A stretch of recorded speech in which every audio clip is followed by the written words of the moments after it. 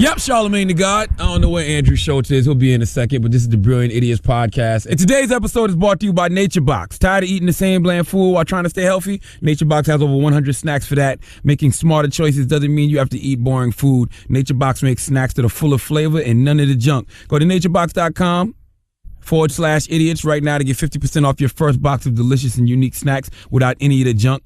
That's naturebox.com/r/.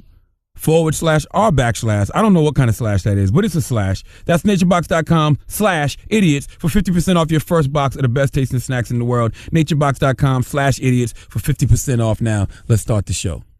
It is a privilege and an honor to have the guy that we have here today. He is a man who has become one of my favorite corporate thug motivators. He goes by the name of Gary Vaynerchuck. Gary, did I pronounce it Vaynerchuck right? Yeah, you drilled it. Okay. I'm impressed. What's happening, my brother? Things are phenomenal, man. How are you? I'm blessed, man. I can honestly say there's certain people who come into, I get introduced to their works. I get introduced to the information they dispense, and it literally, I can feel it transforming my life. And you are definitely one of those guys. I appreciate that, man. Thank you so much for all the love you've been giving me, the quotes on social, and thank you for this couch you put me on. No, this thing is legit. This is cozy as fuck. I can curse on this podcast. Absolutely. Right? Okay, good. Thank God. This is cozy as shit. Thank you. But I appreciate that. Thank you. I mean, look, I think, it's funny. I grew up in Jersey. I'm 40, so I grew up in an era where I also feel a connection to hip-hop culture, things of that nature, because I grew up with nothing, right? I lived in a studio apartment with 8 family members. Absolutely. We're immigrants. I was born in Russia. And so I've always, whether it's athletes or this scene, the music scene, it makes sense to me that you understand it because I understand it in reverse. Anybody who's selling music from the back of their, trunk, are the kind of entrepreneur and hustlers I know and respect. And, Absolutely. And so I'm grounded in that stuff too. It's just trying to make it, Well, let's tell the people what you do just real quick. What is your exact title? That's a real damn good question. I'm an entrepreneur. I used to say I was a businessman, but now entrepreneur is a good thing to say. When I was a kid, it wasn't. Yeah. What I actively do right now, the core 3 things I do is, 1, I'm an author and a speaker. I've written 4 New York Times best-selling books about business and social media. I run a 650-person, $100 million a year revenue agency. So Toyota or Pepsi or Unilever, these big brands, the pictures and videos you see on social media, Facebook, Twitter, Tumblr, Snapchat, we strategize and produce that for the biggest brands in the world. And then I run a large venture fund. I was an early investor in Twitter. I'm an investor in Snapchat and Facebook and Uber. And so I've been at the forefront in investing in all the things that everybody who's listening right now have become accustomed to believing in. Yeah. And so I run a 50 to 75, depends on how much I deploy, but $50 to $75 million fund where I put out money to startups that I think could become the next Birchbox or Venmo. What I find interesting about guys like you in particular, clearly you make a lot of money, or have made a lot of money, but not once have I thought to myself, money is your motivation. I want legacy. You're right. I've made more money than, you're right. You've sniffed me out. The people that know me the best realize money is the last thing I care about. Yeah. I mean, look, I never even talk about it. I want it. Look, I want to buy the New York Jets. I'm not going to win it on my charisma. Yeah. I'm gonna need money. But I think when people, when you look for money, you can become rich. When you look for legacy or fucking up the game, which I love doing. I grew up in the wine business. I built one of the largest wine retailer companies out in Jersey called Wine Library. I didn't want money. I wanted to change the wine industry forever, which I did with e-commerce and YouTube shows back in the day. So when you look for legacy, you get wealth. When you look for money, you get rich. And so, sure, I got the talent to not worry about money. That's the truth. When I was 13, I was making $3,000 a weekend selling baseball cards at the Woodbridge Mall. Shit. So I sucked at school. I'm not good enough to be an athlete on a professional level. Mm-hmm. I'm not pretty enough to just take selfies or be a model. I don't have flow to be an artist, but I know how to make money. So you don't have a college degree or anything? No, I went to college. I do. I went to Mount Ida College, which is never heard of it. Exactly. Like I was a D and F student. Like here's all you need to know about my Mount Ida College. All my hip hop knowledge, all my skills in playing spades and playing CeeLo, all my palette on OE and St. Ides comes from Mount Ida College. It was straight thug. Yeah. It's funny. It's interesting, too, because like you really, I have a theory. It's 168 hours in a week. I don't waste any of them. Yep. And it's like, I wanted you on this podcast a month or two ago. Yep. And you live in New York, but you literally didn't have time to do it until this date, which is what, Monday? What's today's date? The 25th. 25th. It was like a month ago. And you know what's crazy? I like what you're up to. I really wanted to be here too. Yeah. That's how fucked up my schedule is. Yeah. For people that watch Daily V on YouTube, which is what D-Rock's filming right now, I'm programmed. I'm programmed from 6 a.m. to 1 in the morning, 12. I mean, when I get home at 11 p.m., my wife's like, hey, like, it's like, yay, like, I'm home early. Yeah. I travel I'm leaving to LA tomorrow. I just texted somebody. I'm like, I'm in LA for an hour tomorrow. Shit. She wrote back. She's like, you're a crazy person. Like, I'm moving. Look, everybody who's listening, I don't know how you got it mixed up or why you're twisted. You get one at bat. Like, we're all gonna die. That's it. Like, that Prince shit fucked me up. Like, Me I'm too. like, fuck, man. Like, it fucked me up twice. One, just you never know when you're gonna go. And two, you know what I hate? I hate that Prince only gets like a week of play in society. Like, in a week. A week? I give him over. 24 hours. But you know what I mean? 24 hours, and then Yeah. it's Birdman Friday, then Beyonce's album Saturday. That's right. No, but right? Yeah. It's crazy. And I mean play not maybe like on music, like over the weekend people are playing, Bruce Springsteen playing Purple Rain yesterday. Like in a week it's over. Right. Like David Bowie, like that's long history. And these are iconic game winners. So for me, somebody who plays for legacy and wants to be all time, like I want to be the greatest entrepreneur of this era. And I know that Zucks and Travis from Uber, and there's a lot of other people that are way ahead of me. I also know that I got time. I got another 20, 30 years. Mm-hmm. I know that Steve Jobs wasn't considered Steve Jobs until the iPod came out. I mean, he was incredible. Apple was all time, but he had Next and that didn't work and he was quiet for a little bit. Like I still have 25, 30 years of at-bats and I want it. And I don't know how to get it if I'm sitting at home watching the Golden State Warriors play or playing fucking, Call of Duty or watching fucking for the whole Saturday, watching the entire season of House of Cards or have time in the middle of my day to watch the funny video that my friend sent me from YouTube. That's just not in my lexicon. You said something that Dame Dash said, but you said it more eloquently and articulately. You said that if you're living for weekends, you're not living something. Oh, if you live for weekends and vacations, your shit is broken? Yeah. I believe that. Yeah. Like, many of my friends, it breaks my heart. My friends like live for Friday night. Yeah. Like they know they get the week, like Monday morning's the worst. Sunday night, I'm like chomping. I'm like a fighter before a fight, like in the dressing room. Like I can't, like I try to go to sleep early on Sunday because I can't wait for Monday because I get to put my jersey on. Word. Yeah. I like that. Like, and I feel bad because listen, as a shit student, growing up in the 80s and 90s when everybody told me I was a loser for making money on the weekends but being bad at school, I remember Sunday night after the Jets played being depressed because I knew Monday I had to go to school and that was bullshit and I hated it and I still had 5, 7, 9, 2, 4 years of it. So, I'm so glad that I'm removed from 1992, 3, 4 when I like dreaded Monday morning. Yeah. And then when my life actually started, my business world started, I don't anymore. I feel bad that most people, work? Guys, looking around at all of us, just like for the 6 of us in this room, it's like 50% of your life. Like 50% of your entire life is predicated on what you do at work. Like it's just such a huge percentage of one's life. I can't wrap my head around with the internet. This is not your grandpappy's life. Yeah. We have the internet. You can make shit happen. You can build businesses or side hustles. I just don't understand why people relegate into losing mentality and just thinking they can't.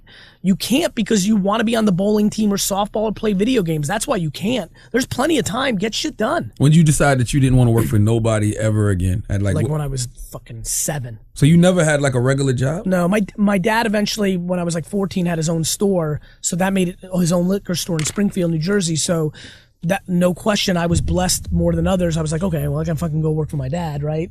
But when I was 12, look, when you're making $3,000 a weekend and you're 13 and you're not selling weed, you're doing a good job. You damn right. You know what I mean? Like I knew that I was making, $150,000 a year prorated as a kid and school was taking up all my time. So I knew at a very, Look, I don't think I'm any different.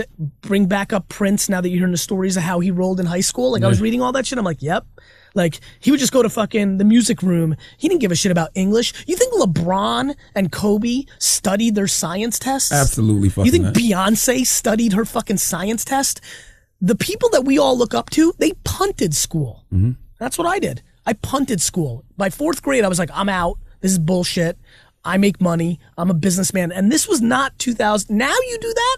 Now there's a 4th grader, a 6th grader in school making 2-3 G's. Everyone's like, oh, that's an entrepreneur. Oh, that's the next Mark Zuckerberg. When I was doing it, I had to fight the system. My parents, my friends' parents thought I was a loser because I was getting D's and F's because, you know, that's how they scored back in the 80s and 90s. School was the game, not business. So for me, now that people like you, all these athletes, all these famous people are hitting me up, like, it's crazy that businessmen and women are now famous.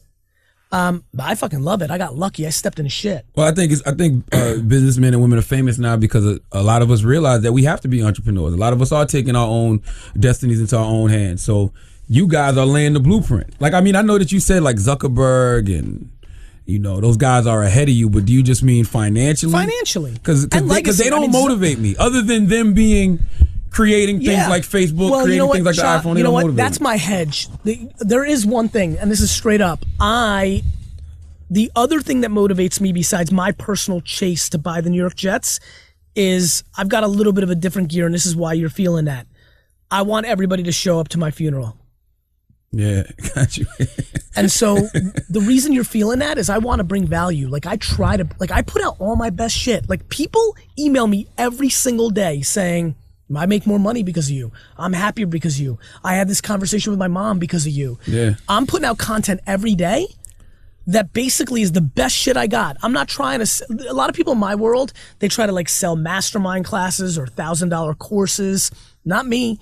On Facebook and YouTube and Snapchat, I'm just putting out my best, whatever I got. Yeah. My best tactics I'm putting out. I just posted something today about how to gain followers on Snapchat. Every single way I know how.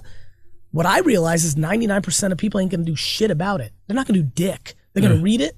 They're gonna be like, yeah. And then fucking the next Tuesday's gonna show up. They're not gonna apply it. Bingo. And so what I realized, like, fuck it. I'll give away all the best shit because nobody's gonna do anything about it. People are gonna love me for it. I'm gonna have leverage.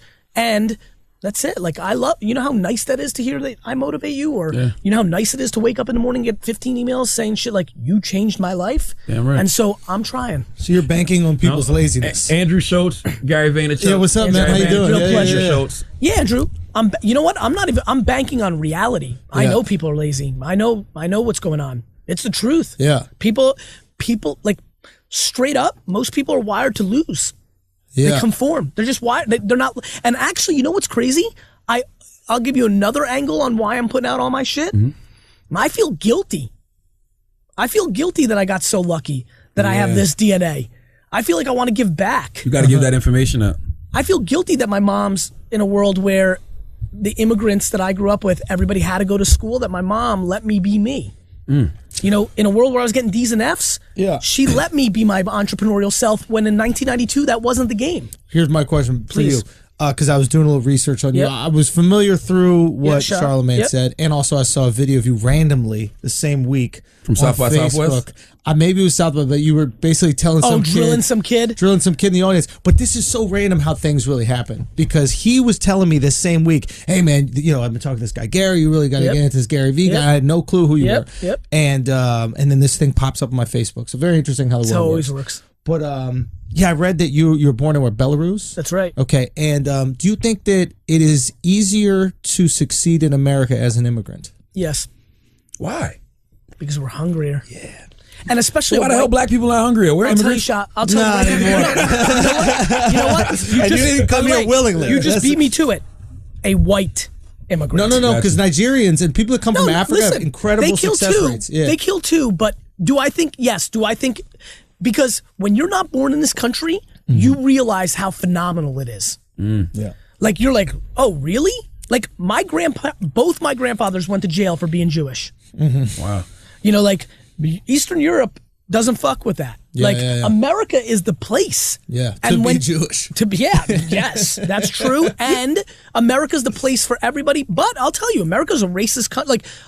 I'm at the forefront right now saying, yes, it's harder for women in entrepreneurship. Yes, it's harder to be black or brown. It just is. I don't know why people are willing to bullshit. On the flip side, back to Mount Ida College, so my entire wedding party is African-American Latino, and that's a lot of my homies. On the flip side, if one person like you, that looks like you, made it, well, then you can too. That's a fact. That's just real. Yeah.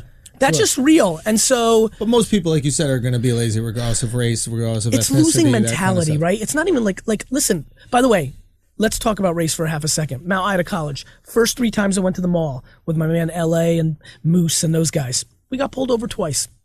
Twice. And the second time I was like, oh. They was driving. They were driving. Well, start driving, Gary. Well, I was, but we got pulled over. But then he looks like the Uber driver. You know, but by the 8th time you get pulled over, you're like, okay, being black is different than being like you just learn. If you're really in it, you really learn. Sure. It is what it is. On the flip side, what I'm excited about with entrepreneurship is real simple. Unlike trying to be a rapper, unlike trying to be an athlete, though that athlete is more similar, rapper less. In entrepreneurship, the market doesn't give a fuck if you're an alien, transgender, from Mexico, got a mom on welfare. If you build it, what's the product? What's the fucking product? Which is why, believe this or not, this is funny to say in reverse, I'm actually prejudiced towards white rich kids because I don't think they have the stomach for the adversity, because I think private school, my kids, my level of disrespect for my 2 kids, Misha and Xander, is overwhelming. Are you hard on them? Well, they're 6 and 3, but I'm hard on them. The big conversation right now, we just had all the family over, is I don't let Xander score a bucket on his little basketball rim. You damn right you should. Never. He will never score. My little man, Xander, will not score on me in basketball until he's 15. Earn it. 100%. And my brother AJ, if he's listening right now, he knows he's a much better basketball player than me, because he had to figure it out. He didn't score until I was 17 because I was only 11 years older, and so I was a little more athletic. Xander, I think, will slip it in at 14, But don't you 15. think it's important to build self-confidence? And don't you build the self-confidence but not through 8th success? place trophies. Not 8th place trophies, I hate but participation scoring trophies. on your dad. Self-confidence should not come through fake marketplace dynamics. Sure. Self-confidence should come in the following. I do think that you should build your kids' self-esteem. I'm big on that. But here's what I'll give Xander credit for. For example, Xander, 3. We were at the park the other day. Yeah. Some kid fell and started crying. He ran over and gave him love. I fucking made... Xander still hasn't stopped hearing it from me. Like, that was a good job. Like, I want to accentuate his empathy and caring for others. If he opens the door when he's 6 for an old lady, I'll make it seem like he won the World Series. But I'm not letting him fucking score. Now here's my question. What if by not letting him score, you deter him from... Then he's soft and he's a losing player. There you And go. that's So you okay. And think by the way, that that's okay. exists? And by the way, that's okay with I got me. you. I'm with you. Yes, but I so, do. Yes. So you feel like Yes. this is an innate Yes. thing. It's Yes, I do. hunger is innate, Yes. and regardless of how many times I'm you're not doing him rejected, any you'll go favors after. bullshitting him. I look at these 25-year-old kids that went to Wharton, grew up in fucking New York City and went to Horace Mann, had fucking nannies, just like my kids. And I look at them and they start a company and it comes out and the market says, fuck you, and they crumble like a fucking cheap chair. I'd rather Xander be fucking give away all my money and try to save the world and walk away from my mountain than try to make him think he can climb that mountain when he can't. Yeah. Got it? Yeah, let him find his own lane. Yeah. I wonder about even with school, like, because, I didn't go to college, but my wife did. Okay. And she has her degrees and stuff. So I'm like, do you tell your kids don't go to school? Listen, I'm stuck with that. Meaning, it doesn't matter at this point what I tell my kids, because there's 7,000 fucking YouTube videos of me saying fuck school if you're an entrepreneur. So I can't be a hypocrite. As a matter of fact, my biggest fear right now in life, outside the health and well-being of my family, is the conversations I'm going to have with my kids' friends' parents. Because little Ricky's going to come home as a 4th grader and be like, Xander's dad says fuck school. Yeah. I'm like, fuck. I'm going to have those. But look, if you're an entrepreneur and you're a business person, I promise you, if you're an entrepreneur, if you're an operator, going to business school is good. They'll teach you how to be a good executive at What's IBM. an operator? An operator is an executive in a company. Gotcha. If you want to be the CMO of craft foods, well, then going to Kellogg and getting your business degree is good. Because then you get in the system, you go work for Bain and McKinsey. Bain and McKinsey isn't hiring Gary Vee. Right. You know what I mean? Right. But if you're an entrepreneur, meaning you're a one, you're a one. You invent, you navigate, you create. School's bullshit. Interesting. It just is, and that's okay. Yeah. It's no different than it's bullshit. Again, and I'll bring them up for the top 10. Adele didn't learn what she does at fucking Harvard. That's a fact. You know, and Steph Curry didn't learn his dribble at Davidson. Like you can't teach talent. You can't teach talent that figured. You can't teach talent that found its calling and went all in. You can incubate talent though. Like, what if you're a creator in terms of science? Okay. And being in an environment that's conducive to that, maybe a school might be an incubator. So I'll tell you that if you guys bring in the best scientists in the world, a lot of them will tell you that it took them 20 years of being in the machine to realize they had to break the machine to create the science they created. But did those 20 years in the machine help them get to the point where they could break? Possibly. And look, I have zero. But maybe they're operators too. Maybe no, scientists in a way are operators because they're not. Well, I promise you, the scientists that work at Pfizer are. But the scientist that's going to cure something we didn't hear about may not be. This is very clear. This is binary. There are people that know how to navigate from within the world. They're comfortable. They're anal. They want their A's. And then there's people like I'm only comfortable in risk. I'm only comfortable in chaos. D-Rock will tell you, I walk into the office, if there's not music playing, I get crazy. Silence freaks me I need it. Yeah. I'm like that too. I need resistance. And you know what I like even more? You know what I like more? You'll love this. That video that you're referring, that was a very viral video for me. Got like 8,000 reach, 8 million people reached on Facebook. Most of them don't know who I am. If you go back to the comments on that video, so the video played, if you read the comments, there's a lot of people that hated on me for the way I approached it. And I feed off that. I want to lose. I like when people don't think I can win. Like I breathe off the chip on my shoulder. It's why with immigrants or minorities, I look at them and I'm always like, what's your problem? You have an advantage. And they don't see it, and they're not wrong. Listen, I used to really believe in that.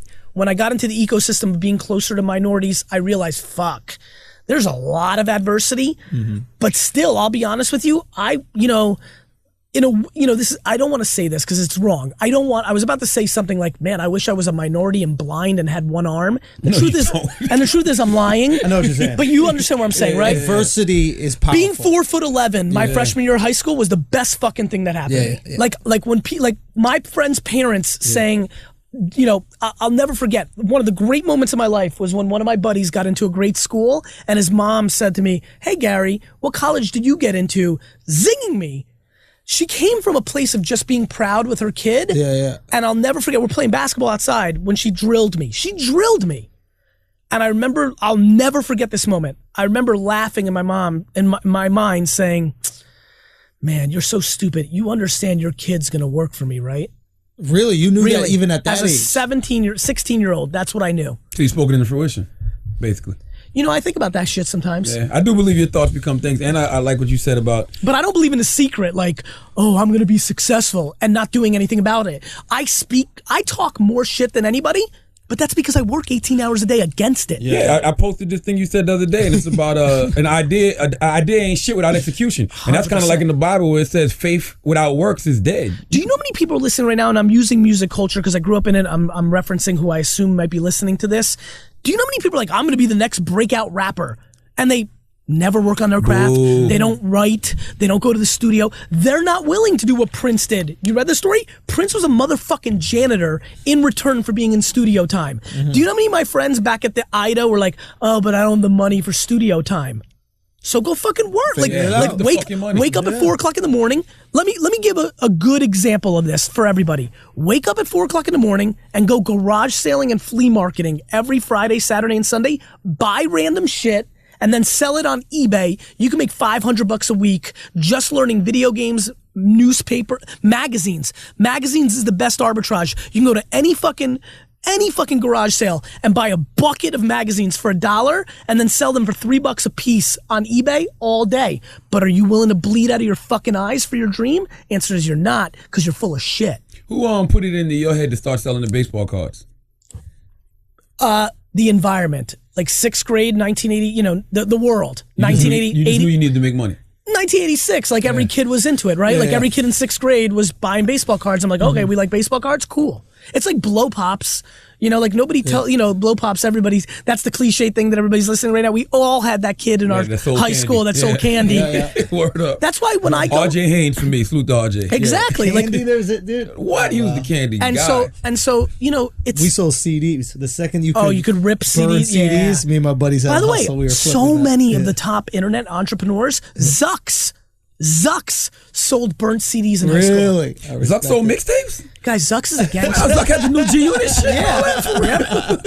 shit. We would go ask the songs you wanted and then put them together because the kids at New Technology won. I feel like I know D-Rock because you talk about him so much. D-Rock did the clouds and the dirt. The dirt video. That was his idea for you to do that, right? Yep. D-Rock emailed me a couple times and finally I said yes, and we made a video called Clouds and Dirt. Explain the philosophy of clouds and dirt. I love it, by the way. It's macro and micro. So like, I want to buy the jets. I've got all these big ideas. I think I know where the world's going. And I'll fucking wake up at 3 o'clock in the morning and fucking answer email. Like, it's about having the biggest vision, like having a huge macro, high North Star, realizing what it's about, being up there in the clouds, like just having your mind in the stars and the clouds, like big ideas, going for it, but realizing the way you get there is by being humble all the way. I'm so much more successful than almost all my friends, yet I'm willing to be way more ghetto than any of them. Yeah. That's you willing to do the dirty work. I'm willing to fucking sit middle seat on a flight on a red eye because I'm hungry because I got to go give that speech. And my friends, if they just make a couple more bucks, want to get all fancy and like buy a fat watch. But why can't you sit first class? Why is that? I do sit first class, but I'm willing. Oh, okay. It's not a deterrent. Like if that's Gary could buy a jet if he wanted to. No, I understand. No, I know you got. I'm just saying. How do I explain it? It's just really having the humility to get your hands dirty. Yeah. I just know nothing's going to be free, right? Like, I understand what you're saying by humility. Okay. I'll give you a good example. My PR people are like, why are you doing this podcast and saying no to CNN or Wall Street Journal? Well, because I want to reach different audiences. I also respect shot but I don't get fancy. I'm never too fancy. I can go to this. I can go to the owner's dinner at the NFL, like Super Bowl, and the next day, like go give a talk at some high school for free. Like it's just never getting fancy. Well, Gary, don't let the couch fool you. Okay, the podcast is a big deal. Well, I know your podcast, but you know what I mean, right? I never compare. I don't think I graduate. Like it's like yes, I understand. Chris Rock. Yeah. Chris Rock isn't too fancy to go and fucking do his craft at a small nightclub. For sure. Right? Well, he doesn't have a choice. He has to. Well, that's true. That's how you you learn it. And by the way, you know what? I'm really glad you said that because that's how I think. Yeah. The second I get fancy and think I'm somebody is the second that I'm not going to stay up to 4 o'clock in the morning and figure out Musically and have my strategy set right now on Musically when I know Musically is about to pop. Yeah. Have you fucked with Musically yet? Nah, what is Musically? Musically's the up-and-coming Snapchat. Every 9-year-old to 15-year-old in America is 9 to 12 is really starting to get on it. This is where you lip sync to songs? Uh-huh. Yeah, I saw that. So like to me, when I realize it's going to be big, I'm not too fancy. I'm not the king of social media. I'm going to do it. I don't tell somebody on my team, yo, figure out Snapchat. Yo, figure out Vine. Yo, figure out Musically and let me know. I'm the one who's up at 3 o'clock in the morning, fucking playing with it, watching what people are doing with it. I'm always willing to get my hands dirty in the dirt. Yeah, I've been fucking with Lido. Yep. Lido's this site is called Listen Together. Yep. Like if you got a playlist, I can get in on your playlist. That shit's dope. You know, and it's interesting what you say about clouds and dirt too, because I feel like sometimes when you play in the clouds too much, there's no ideas in the clouds. Like to me, all the great ideas come from the dirt. You know, I compare it again, bringing it back because I love context. It's like, you know, when in hip hop somebody gets big, and I'm sure you've said this, which is like, yo, the streets don't fuck with you anymore. Yeah. Right? Word up. Got it? Yeah. In business world, I want the streets to fucking love me more than life, yet I want to be the fancy businessman that's on the cover of Time magazine. Got it? Absolutely. And I think there's very few people that achieve that in the hip hop world. I think that's very few people that achieve that in the business world, in the sports world. That's what I want. I never want to forget where I came from because it's what makes me special. I'm not that smart. I'm not that talented. I'm just willing to outwork every fucking person. Yeah, maybe that's your intellect. Not maybe. I'm emotionally intelligent. I understand people. Yeah. Which makes me a good salesman. Yeah. Which makes me likable. Yeah. And then I fucking hone my craft. Like, I can tell you exactly what to do on Snapchat. Not in theory. Not, oh, Khaled does that. That's what you should do. No. I know exactly what to do. Yeah. Why do you think Khaled's so popular? We was talking about this the other day. Why is Khaled... First mover advantage. Same thing that happened to Ashton on Twitter. I know. First mover advantage. Khaled became the first somewhat celebrity to pop. He just popped. Yeah. Khaled's very, very entertaining to a 15-year-old with the way he talks about business and motivation and life. He got a little momentum. It was a white space. Nobody else was doing it. It's no different than MTV or Napster, right? Yeah. It's like MTV is the most interesting thing that ever happened. The biggest bands in the world didn't do MTV videos in 1984 because they thought it was giving away music for free. Interesting. And so if you go look at the biggest bands in the world and the biggest artists, shit changed hard in 82, 3, 4, 5, and 6 because of MTV. So it's like how people fight the internet. 100%. Was fighting the internet exactly. before. Yeah. And so what Khaled did was he rode the wave instead of fought it. And he was famous enough that it just completely popped. Is music monetizable anymore? 100%. You just might not be able to make it the same way you used to make it. What do you mean by that? You might have to give it away, but you might be able to make money on shows. So you monetize the live show, but what about the actual, like, the album? Is that monetizable? Yeah, I mean, Adele sold a fuckload, right? Like, you could still do it. Not what they sold, man. Well, listen, but you know what's cooler? Like, P. Diddy's gonna make a fuckload more money on Ciroc than fucking Run DMC did on selling more albums. Yeah. Right, so you have to use the equity of the music to buy into other brands, you're saying. Period. And the quicker you get unromantic about how you make your money, the quicker you'll make money. That's great. That's what's killing you. Got it? Great. People want to sell 1 million records. Fuck the records, sell vodka. 100, like when when I talk to artists and I talk to a lot of famous ones and they're like, but Gary, this is bullshit. I'm like, yo, let's start over. What do you want to happen? No, let's start over. Let's break it down to real raw business terms. You want to make $100 million? Yeah, cool. What if I told you you'll make $100 million? Would you really care? Unless you don't want to break the law. You want to, ethically, you're going to make ethically, you're going to make the $100 million. Do you really care if you did that through selling a new sneaker, a hat, an experience, people paying you $50 a head to be part of your club? Do you care? I guess not. Yeah. It's just romance. It's emotion. You know what fucks with people? Emotion. Yeah. I try to put myself out of business every day. What do you mean by that? What do you mean? I mean, every day I wake up and be like, and I say to myself, how do I make my money? I sell wine, I sell books, I've got an agency. Cool. Who can fuck me? Right? Who can fuck me? Who can stop me from doing this? Well, yes, of course. But I mean, in business, right? A lot more women than you know what I mean? And so what I try to figure out is, how am I vulnerable? Yeah. And so then I try to put myself out of business. You know who should have invented Napster?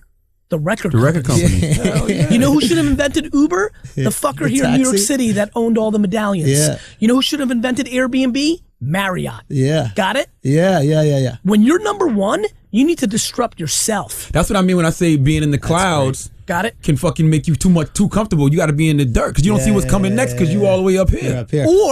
Or the way I define it, my clouds, my thesis all the way up here is I'm never going to rest on my laurels, is I'm going to put myself out of business. I know we got to go. I know Gary got to go. I got to get the fuck out of here. Listen, Gary, you say you don't believe in the secret, but you kind of do with the saying you want to own the Jets because that's like your vision board. Well, I'm trying to guilt the whole world. Eventually, everybody's going to know. Yeah. And then if I don't have enough money when this comes around in 20 years, I'm going to do a Kickstarter campaign and get like 40 million people to give me $5. How much are the Jets? The Jets are $3 billion now. Okay, what can you raise right now if they were willing to sell? Could you raise $3 billion? Or from like private people? The problem is with the NFL is you have to actually have 50% of the liquid yourself. You need 1.5 cash billion. Or you need to be worth that much. So I'm not. So I got work to do, which means I got to go. See ya. All right, let's pay some bills. So last week we talked about Wendy's jalapeno fresco spicy chicken sandwich, which the audience seemed to really enjoy. Lots of comments about how the show is starting to blow up on the ad front now that we got these big time sponsors like Wendy's. Now I tried the sandwich and it is so delicious, but it's also very hot. Now I am Scottish, my taste buds are Scottish, so maybe what's spicy for me might not be spicy for you. But Charlamagne, did you try it? I did, and everybody was like, no, you didn't, Charlamagne, because you be eating healthy. Have you ever heard of a cheat meal? Okay? Number one, I love Wendy's because my grandmother, God bless the dead, she used to love to get Wendy's fries. When I learned to drive, and I used to take her like in the Monk's Corner and shit like that, she would always, let's go to Wendy's and get some hot fries. Nod, let's go to Wendy's and get some hot fries. So yes, I have a thing for Wendy's. Okay. Well, I never met any of my grandparents, but you guys, Wendy's jalapeno fresco spicy chicken sandwich is made with Colby Jack cheese. Okay, fresh jalapenos, ghost pepper sauce, and a toasted jalapeno bun. And don't forget the ghost pepper fries. My grandma would have loved them. Wendy's natural cut fries with cheddar cheese sauce, fresh diced jalapenos, and ghost pepper sauce. So good, but so hot. You got sexy with that right there. Remember, Wendy's jalapeno fresco spicy chicken sandwich isn't for everyone. It is for you, though. But it's only available for a limited time at participating Wendy's, so check it out today. Now, put some respect on my name. Put some respect on my name. Put some respect on my name. Put some respect on my name. Hey, put some respect on my name. Put some respect on my name. Birdman, I don't know what you're doing, Birdman, but you need to be in the studio recording. Respect your name. Respect on my name. Put some respect on my name. That sounds like an old school track. I think he needs to never record again, actually. I think he was a horrible rapper, but... Yeah, but he can get one more good, maybe 300,000 records sold if he goes and does it. Put my respect on my name single. And the merchandise, people done beat you to the punch. It's about, I done seen about 4 or 5 different Put some respect on my name t-shirts out there. Really? Absolutely. See, you got to be the first to the market. You got to be the first to the market. What did we learn from Gary? You know, Khaled was the first to the market. Listen. You got to be first to market. What you should have did, Birdman. Yeah. Stop being emotional. Step away from the situation. What happened? Can you explain to us what the fuck happened? I mean, listen, I've said things about Birdman for years, but I mean, I haven't said anything that isn't out there. I mean, you know, there's always stories about him not paying his artists, him not paying other bills and stuff. So I got on the radio one time and I said, why would anybody ever sign to Birdman? Gotcha. Knowing that he doesn't pay his artists. Yeah. Like, I mean, this is historically a tradition with Birdman, from the Hot Boys to even now Lil Wayne, the marquee, the guy that there would be no Cash Money, Young Money at this present moment as we know it without him. You're not paying him and he's suing you? Yeah. It's like, yo, you can't get upset when people, you know, say certain things. And then, you know, of course, the Birdman and Lil Wayne kissing each other in the mouth will always be a running joke in hip-hop. You got to know that, though. You got to know that. Yeah. You know, you got to know that. So that's what he was upset about, I'm sure. So, and plus, you know, Trick Daddy coming to the Breakfast Club and saying Birdman don't know whether he want to be a boyfriend or a girlfriend, a blood or a crib. Yeah. Rick Ross coming there and saying in a rap, I got more money than the pussy that you signed to, and then telling the Breakfast Club the pussy that he was talking about was Birdman. Yeah. It's like, but bro, that don't got nothing to do with me. I'm the radio guy. I'm doing my job. Okay, by reporting these things and making these jokes. He came in there and he goes, hey, I need you guys to put some respect on my name. No. He walked. First of all, they called me at 4 o'clock in the morning. Yeah. Maybe 2.5 weeks ago.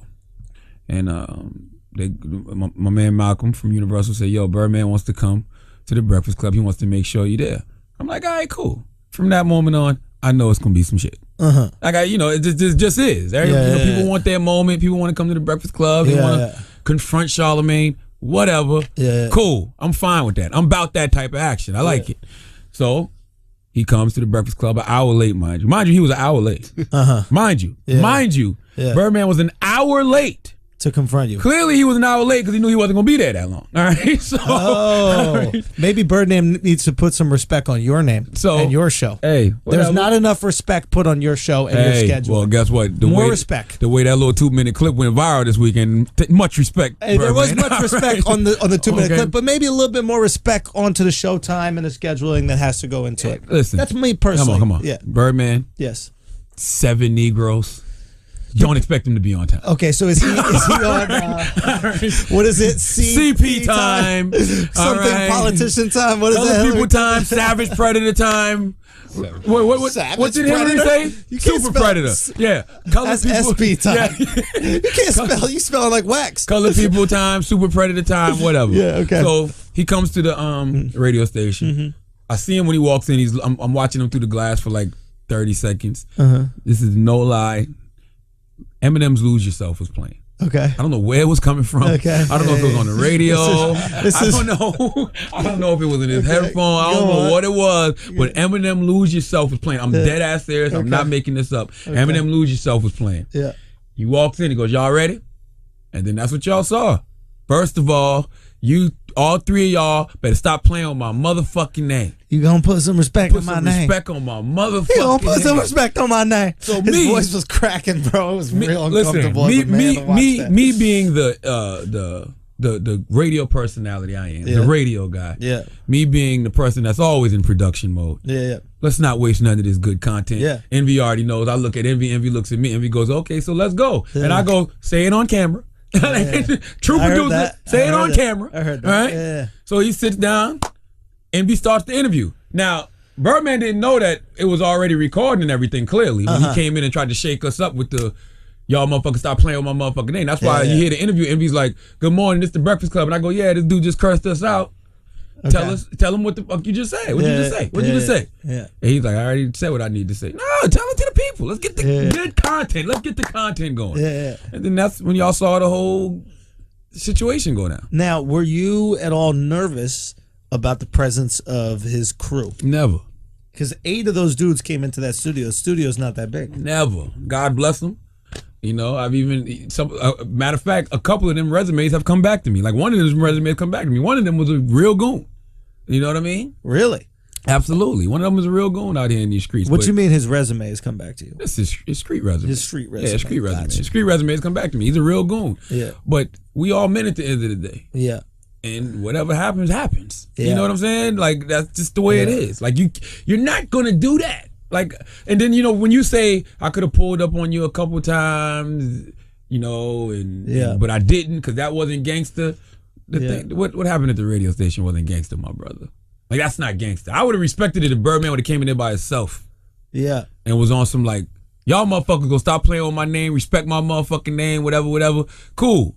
Then we could have had the conversation. All he could have just walked in and cursed us out. But that whole the 1990s intimidation thing, walking in with 8 people, like you're not hanging people off the balcony no more by the ankles, bro. Like demanding their publishing. Like that's not the way this goes down. So you think he just hired them to be intimidating, but no, I don't think he hired them. I mean, I think a couple of them assigned him.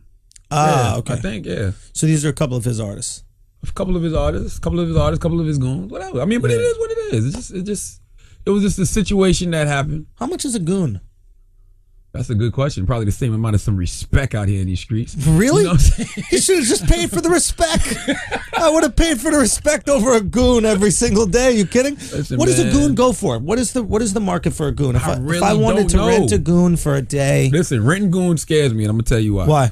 Because when you rent a goon, you have to know that goon is only going to be as loyal to you as the opportunities or the money that you present to him. So if I give the goon $200, but another person pays said goon $500, that goon could set me up. That's what I'm saying. Like I don't like that whole rent a goon thing. Oy vey. And I don't know if he's renting goons or not. All I'm saying is I don't deal with the rent a goon thing because, like I said, a rent-a-goon's loyalty only is based on what you can do for him and how much money you can pay him. They're like a samurai, hired sword. That's not what you want, my brother.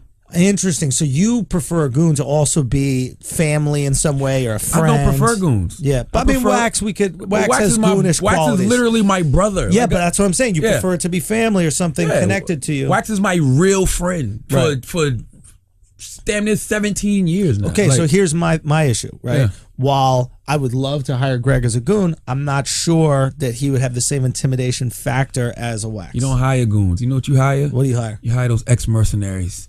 Those white men in suits. No, you know what you need? That can legally shoot you. You know what actually is even more scary? Right. Wait for it. Child soldier. You get a 13-year-old African kid with an Uzi to just walk around with you. Those kids don't play around. Only child soldier I would ever want on my team is Hit Girl from Kick-Ass. Hit Girl was a motherfucking beast. Was she a badass? What? I didn't watch the movie. Kick-Ass is one of my favorite movies of all time. Kick-Ass is amazing. You know why Kick-Ass is amazing? Because it's 2 of them. It's Kick-Ass 1 and 2.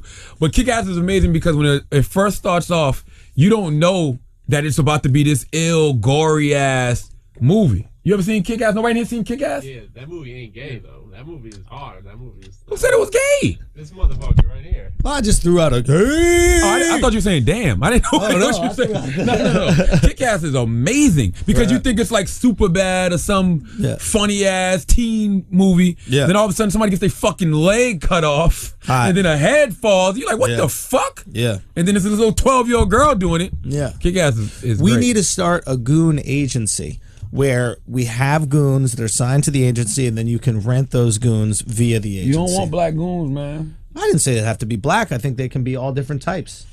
You want white guys in suits.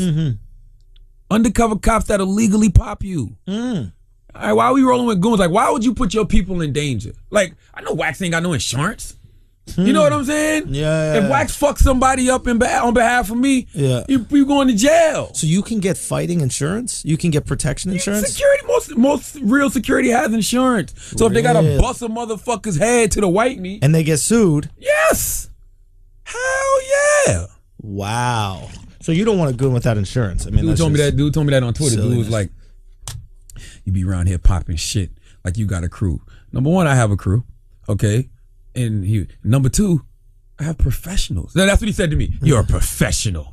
Yeah. You ain't got no goons. Yeah. All right, I'm gonna tell you what you do then. Slap Simon Cowell in the face. See what happens. And watch what the fuck happens to you. All right? Okay? The Kingsmen come out of nowhere. That little guy in the suit that you think is just his fucking assistant or lawyer or something, you're gonna realize that motherfucker has 15 different degrees and you're gonna put a fucking pistol in your mouth, okay? All right. Shut the fuck up. So here's two things that I noticed about the situation. One, I'll compliment you on. I thought that was handled very well.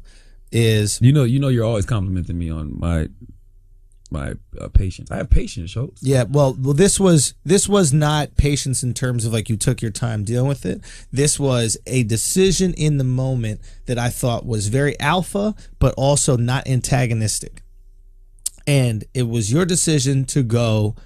Why didn't you go at Rick Ross? Why didn't you go at Trick Daddy? And then you go, why are you coming at the radio guy? And I thought radio guy was brilliant because me analyzing this whole situation is, why didn't you go at these two other guys who are actually in these streets? Go after the tough guy. Exactly. And then calling yourself the radio guy pacifies it because you're not going. My initial reaction in that kind of moment, right, would be, maybe not that moment, but a moment would be like, well, then do something then. Do something. You know, I get hot-headed and I'm like, all right, well, you're here to do something. And then I end up getting shot, right? But your thing was, why aren't you going out after these other people who are real thugs? Yeah. I'm the radio guy. This is my job. This is what I do for a living. So you get to call him out on not going after the thugs, right? And you get to let him know, this is not my life. I'm in fucking radio. Yeah. Like, I thought it was very well placed. I think most people would have went right to the fight mode. And you positioned it in a way where you had to call him basically a pussy for not standing by his words and remove yourself from some kind of like head bumping, you know, like Ram Alpha argument. I'm like, first of all, he's emotional. I'm not. You know what I'm saying? I'm just playing from a position of no emotion. That was a legitimate question. People was like, oh, that's cowardly for you to bring people's names up. No, I thought that was a legit question. If Trick Daddy comes on the radio and says, he don't know whether he's boyfriend or girlfriend, blood or crib. If Trick Daddy's saying he want that action, you ain't about that life, whatever. Yeah. If Rick Ross saying I'm very active in Miami, you know how I play, you know how Double MG get down, blah, blah, blah. Go after the tough guys. Yeah. For you to come to the radio guy, I shouldn't be first on the list. It's like ICE is going after CNN. It's like, motherfucker, I'm supposed to talk about you. Okay, but guess what? Even if you do want to go after CNN, don't go after CNN first. Yeah, you got to go after the pecking order. Yeah, that's the last people. It's like after you take out everybody, then you go Anderson Cooper. You're gonna have to pay for what you said about us. How about if you take out the guys that's really the threat, and be like, yeah, and motherfuckers, all you other motherfuckers talking shit. You know, I'm like, you know what, Birdman, you're right. Yeah, you're absolutely right. I'm gonna quiet myself. Shut the fuck up. All right. Okay, I'll shut the fuck up, Birdman. I will shut the fuck up. It's okay. Exactly. It's fine. It's like when someone punches somebody, the biggest person in the crew, and then everybody in the crew starts to act normal. But for you to, don't try to come and pull a stunt some bully on the tactics. radio guy, because honestly, it's really just a commercial for your gangster. Mm-hmm. That's honestly what it is. Yeah. It's a commercial for your gangster. I'm gonna come in there with all these dudes. I'm gonna curse y'all out. I'm gonna let y'all know I ain't playing. Yeah. Other people gonna see that and be like, you know what? Yo, we might Birdman need to watch how we talk to Birdman. Yeah. You know what I'm saying? Like we might need to watch how we talk about Birdman. Like, when are these artists gonna realize that they're not better at talking than you? Do you know what I'm saying? It's like you taking a fucking. I'm trying to put it together. It's like you're taking a sword into a fight against Leonardo, the Ninja Turtle. Like that's his weapon. You know what I'm saying? Like if he wants to go at you in terms of, I don't know, business, or go at, not rap, because he's not a good rapper. But if I'm a rapper, I'm not coming on to the Breakfast Club to talk shit to you. I'll rap shit because that's my lane. Talking is your fucking lane. Styles P said the best thing on Twitter. Styles P said, when you walk into a room and you try to intimidate somebody and they not shook, you got to do two things. One of two things. Either whip they fucking ass, yeah, or piece it up. Interesting. Like that's how it should have went. Either he was gonna fuck me up in there, yeah, or swing on me or something. Or number two, we're going to have the conversation. Yeah. You know what I mean? And this could even be after you cursing me out. Listen, I never played dumb and played clueless. Like I don't know what the fuck people are talking about. When I kept asking Birdman, what's the issue? Yeah. I want to know exactly what I said that pissed you off. I'm not going to just start throwing random stuff out there. So, stop saying that I'm kissing Lil Wayne. Yeah, was it you? Are you kissing Lil Wayne? Yeah. Was it you not paying artists? Like, what was it? Yeah. Was it you and Young Thug? Like, what was it? Yeah. What was it that it pissed you off? He said he ain't got no issue. So what you here for? Yeah. You know where I think he really fucked up? Is he had a great opportunity to dispel a lot of rumors, or at least give his side of the story to the record biz, right? Yeah. He could have come up there as an exec and been like, listen, do you know how much money we lose on artists that don't pop? You know how much money we invest in these artists that don't pop? So when an artist does make money and signs a shitty contract, which they agreed to sign, and I keep all that money from that artist that is according to that contract that they agreed to sign, I'm not feeling bad because I lost $500,000 on BG's album. I lost, $300,000 on blah, blah, blah. Who BG is? Come on, man. I was back in these streets. I was cash money. You know what I mean? Well, listen, man. I get you know what I'm saying? Right? Yeah, he had this opportunity, he had this platform to really clear his name, and instead he ended up just making himself look foolish. Man, listen, I'm not gonna lie, after that situation, it really made me appreciate Kendrick Lamar more. It made me appreciate J. Cole. It made me appreciate Wale. It made me appreciate Drake, because that 1990s rapper bully shit is dead. Yeah. And that shit looks so stupid. Yeah. Nothing looks worse than an angry old rapper. That shit is whack. Like knock it off already. Like you're too smart, clearly, Birdman, because you made hundreds of millions of dollars. You're too smart to still be moving like that. Yes, but he is a poor decision maker, judging by his face tattoos. Nobody that gets that shit tattooed on his face, dude, come on. You're not going to make good decisions, especially in the moment. Yeah. That's me personally. Yeah. You're probably right. It's also interesting because the day that happened on it actually happened on a Thursday. Mm-hmm. We didn't play it back till Friday morning. So I knew I was sitting on some good shit, right? Yeah. But I was at the MTV Upfronts that night, which Kendrick Lamar happened to perform at, and Prince died. Yep. And I remember I was sitting by Doug Herzog, salute to Doug. I go, yo, Prince died. So Doug's like, holy shit. Doug sent somebody out, got him a purple tie, and then they immediately, which was very dope on MTV's part, they immediately pressed the audible on the beginning of the MTV Upfronts, and like the lights went purple, and they had like Prince's symbol. Remember the symbol Prince was on by? They had that on all the screens, and I think they played Dove's Cry. I don't remember what they played. They played some song, but it was a Prince record. I just thought that was dope. But in my mind, I'm thinking like, damn, this Birdman shit ain't gonna rip tomorrow. Like, no, I'm serious. Because I'm like, Prince died. Nah. It's going to be all about Prince. No, it ain't. I got to the radio station that morning and I said, why am I acting like I don't know these niggas? These niggas had a whole 24 hours of Prince. Mourn Prince. They were done. Friday morning, they was ready for the narrative. Ready to go. Like, that's the era we live in. Yeah. We live in this ADD era where y'all motherfuckers really don't care like y'all think y'all care. Y'all don't even care about the people that die until they die, because before they died, you weren't thinking about them. Yeah, well, actually, none of these kids think about Prince, because Prince is a weird guy that wears tights that was in Dave Chappelle. They know him from the Chappelle sketch. They don't know Prince. Okay. I'll be honest, I really don't know Prince that much. Oh, I know Prince. I don't. I've sat on this radio, I've sat on the Breakfast Club and this podcast numerous times, and told y'all that Prince is the one man I would hug for an extended period of time. Yeah, why does Prince get this gay pass among black dudes? He's not gay. Gay pass amongst black dudes. Like every black dude I know is like, yo, Prince, nah, Prince got a way about him, bro. It's not gay. He got a way about him. Exactly. If you've ever met Prince, and if you looked in his eyes, he does glamour you in a way. If you've ever, I'm a True Blood fanatic. I love Charlene Harris novels, Suki Stackhouse novels. If you ever looked in Prince's eyes, he does glamour you in a way, and he gives you a feeling. I don't know what that feeling is. It's not a feeling like, oh, I want to fuck him, but it's a feeling like, you know what, I would have a long conversation with you. You know what I'm saying? Over a green tea. You know what I'm saying? Dick talk!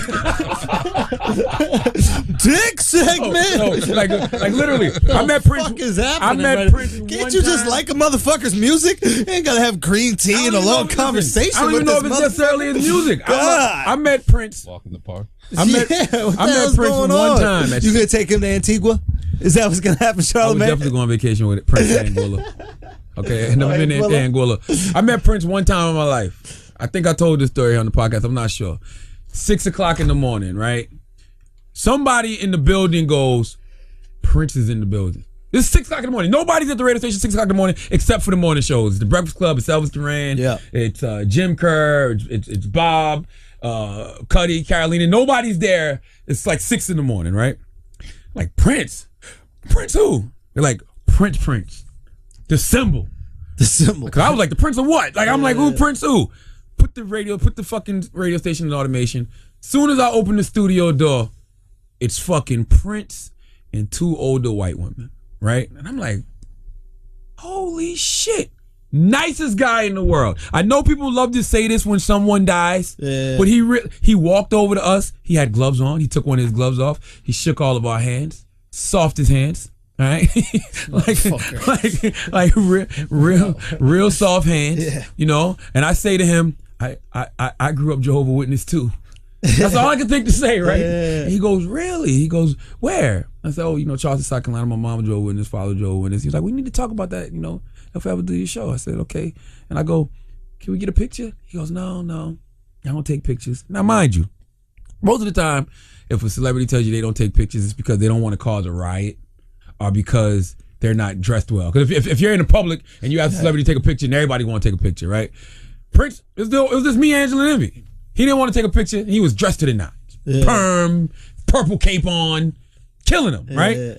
He was like, I just don't really take pictures like that. That's why you never see Prince doing anything regular. You ever notice you never see Prince doing something regular? Like coming out of a Starbucks, walking through an airport. You never see Prince doing no shit like that. You might see him style at Prince only gets seen when he wants to be seen. He's committed to being a superhero. Yes. So I go, yeah, I understand. Prince turns around, floats away. Now, Prince was at least 6 to 8 inches off the ground, levitating as he floated away. Charlamagne, shut the fuck up. I don't care if you believe me or not. I'm telling you the story. Biggest asshole in the world. So listen. Charlamagne. So listen. Shut the fuck up. Watch this. I take my phone, even though Prince says don't take a picture. As he's floating, I'm like, I take the picture. Yeah. Right? I show everybody. I'm like, look at this shit. Everybody like, yo, it really look like he's floating. I'm like, he is fucking floating. Bro, you see everything, right? Bro. Yeah. After a minute, I showed Envy, I showed Angela, I showed my producer Q. We all come to the consensus, this motherfucker's really floating. After a minute, the picture that was in my phone, that's what the picture was, it turned black. Charlamagne, why would you even just make that story up? I didn't make it up. The picture in my phone turned black. Charlamagne. Yes. Why would you just lie? I didn't lie. What's the point of lying? It's not already lying. Cool enough you met Prince. I'm not lying. You don't have to act like this motherfucker floats He like was the princess in levitating. Mario 2. He was levitating at least 6 to 8 inches off the fucking Now I know ground. that you have never seen no fucking what is it? Hey, man. Chewbacca. What's the fucking shit I'm called? just telling you. What is it called? The animal in Sasquatch. I've never seen Sasquatch. You definitely didn't turn into Teen Wolf. Listen, your Prince story is cool enough as is. You don't need to So how do add you explain any 3 other people? embellishments. How do you explain 3 other people? Angela will never be like, yeah, he was floating. Angela will be like, it was strange. Like she'll never fix her mouth. Envy will be like, Yeah, that motherfucker looked like he was floating for real. And they saw the picture go black. When I'm like, yo, look at the fucking picture went. Nah. It's black. Nah. All right. When I went to go see Prince at SNL last year, when Chris Rock hosted, right? Mm-hmm. Never saw Prince walk on stage. Never saw Prince leave the stage. That motherfucker just appeared. In fact, it was one moment where he finished performing. He jumped off the stage and vanished, right? Mm-hmm. So I look at my wife to the right of me. I look at the white dude that was sitting by me to the left. The white dude goes, nah. And I go, yeah, nah. Guys, this is how the Bible is written, okay? Crazy motherfuckers like Charlemagne the God that saw somebody walk in a little pond and then go, you know what? Nah, he didn't walk in the pond. That motherfucker walked on water. Listen, that's what he did. The moral of the story is a man that can motherfucking vanish and levitate only got 24 hours of love on social media because y'all wanted to add respect to your motherfucking name. All right? Because y'all motherfuckers wanted respect added to your goddamn name. Because you can't put a meme on his face. That's the real issue. That's the real issue. If we can't meme you, it's over, bro. Dude, nobody wants to be a meme, bro. You got to die in a way we can meme you. The internet is undefeated. Oh, absolutely. There's only one entity, one thing out here with a better record than the internet. Who's that? Father fucking Time. Ooh. And Father Time is probably going to beat the internet because it's probably going to be close. No, it's going to be close, because man. It's got to be something. No. Bigger than the internet sooner or later. The internet already beat Father Time. Look at all the people who have passed that still exist on the internet. The internet is the representation of beating Father Time. Yeah, but the Father Time outlasts everything. Father Time has been here from the beginning. Fair. It'll be here from the end. Like, we don't know if the internet... you can't say the internet's a fad because it's not. No, the internet. Social media could be a fad. And no, that's here too. It could be, though. I mean, we've seen social media sites come and go. MySpace. Yeah, but social Black media Planet. itself. Yeah, social media itself is just right. part of how we interact. It's just like the telephone. We're just closer to each other. It's like the telephone isn't a fad. It's just communication. Listen, social media is just communication. But Prince did not fucking float, and it sure as hell did not turn your picture black. Yes, he did. Damn well he did not. That's a fact. Father Time is sitting back laughing at us right now like, this motherfuckers talk about this social media internet shit gonna outlast me. I was here with the dinosaurs. No, he's laughing. Right? I was here with the dinosaurs. All these planets that's extinct, seen them come and go. I remember what Martians used to look like. All right. What makes you think Father Time speak English? You're right. You're right. He really just have to like, All right, let's pay some bills on this bitch. Mom has always been an expert in everything: cooking, relationship advice, fixing your cuts and bruises. Personally, my mother has always been a great inspiration to go for business advice. She ran her own small business for years, and I really respect her savvy in that area. But one thing that you can't go to your mom for advice on is what to get her for Mother's Day. Did you know that, Charlemagne? That's right, man. But not to worry, you'll look like an expert on Mother's Day when you use Pro Flowers. All right, give mom 100 blooms with a free glass vase for $19.99 plus shipping and handling. Or make her day extra special. Upgrade to a premium vase and add gourmet chocolates for just $9.99 more. Go to proflowers.com today and use our code IDIOTS. Can't beat the price and convenience. Pro Flowers takes care of the details. Plus, Pro Flowers are guaranteed to be fresh and beautiful for at least 7 days or your money back. You choose the delivery date you want and it's guaranteed. It's a no-brainer. In fact, if Kenny Smith wants to make things right with Mama Hezzy, that's right, he should send her some Pro Flowers for Mother's Day too, okay? Might make her forgive him for that mean comment on national TV and so close to Mother's Day. How could you, Kenny? I think so much highly of you. I know, I'm really pissed off about it. I'm going to have to talk to Kenny about this whole situation. Here's the only way to get 100 blooms with a free glass vase starting at $19.99. Go to proflowers.com, click the blue microphone in the top right-hand corner, and type idiots. That's proflowers.com. Click the microphone and type in idiots. Remember, Mother's Day is next week. Order today. This offer expires at midnight. That's right. It was a very, very eventful weekend, man. It's one of those weekends where you really didn't need to leave the house. Like, I finished up Daredevil season 2 this weekend. I started the Unbreakable Kimmy Schmidt, but Saturday was popping because you had all the Birdman memes between Friday and Saturday, and then Triple G fought Saturday, and Chocolito, yeah, who some say I is the wasn't best. that impressed by. Yeah, people say he's the best pound for pound boxer. He's good. He just didn't look this good Saturday. I don't think he looked at it. I mean, he's nonstop action. Yeah, I've seen him look better. Before Saturday, okay, my beef, I had a beef. Did you know that, Charlemagne? What was the beef? I had a beef. We just referenced it on the Pro Flowers ad. Oh, with Kenny Smith? Exactly. I had a beef. What happened?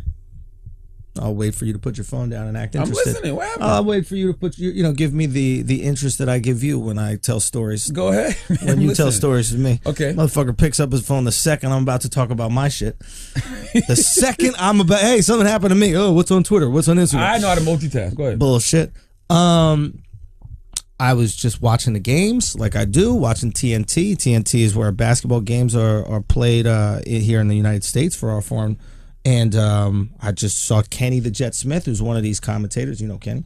He's going to the big screen, and I saw him running uncomfortably. And I just tweeted innocuously. I said, hey, NBA on TNT, I need you, I think you guys should bring the big screen closer because it's painful watching Kenny try to jog. He deserves better. Yeah.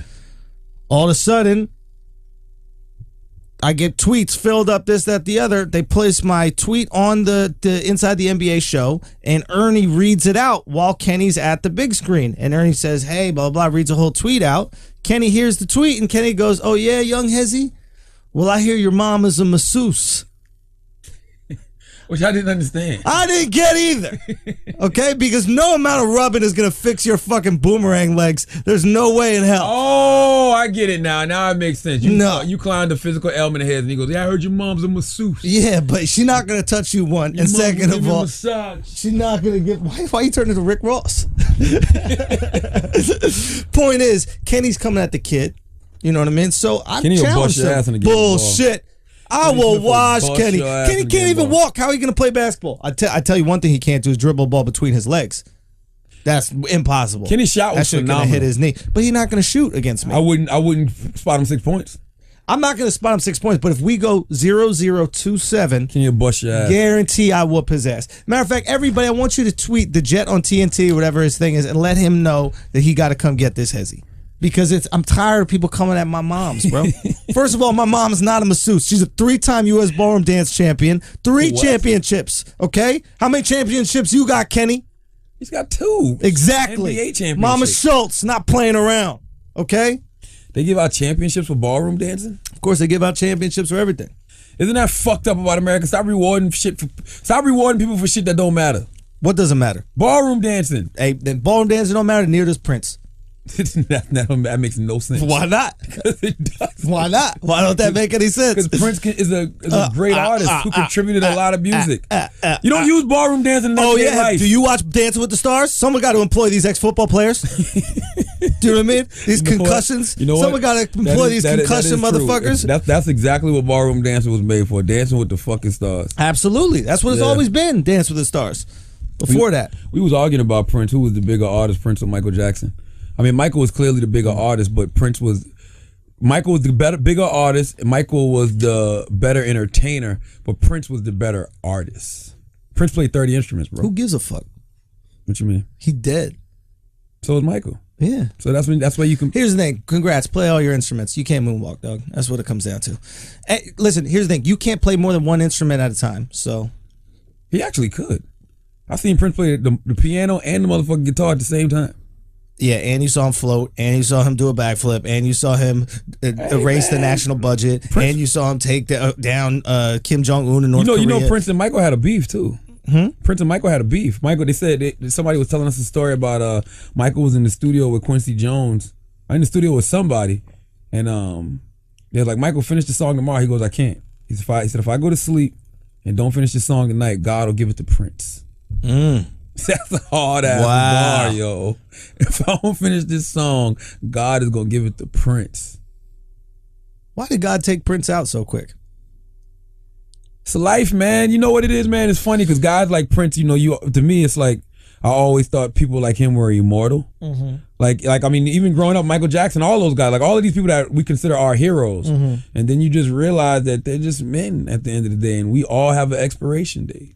Yeah, like that's just it. And most people who contribute that much to the world, they don't really live long. I mean, 57 is a good age, but that's still relatively young. 57's young. I agree.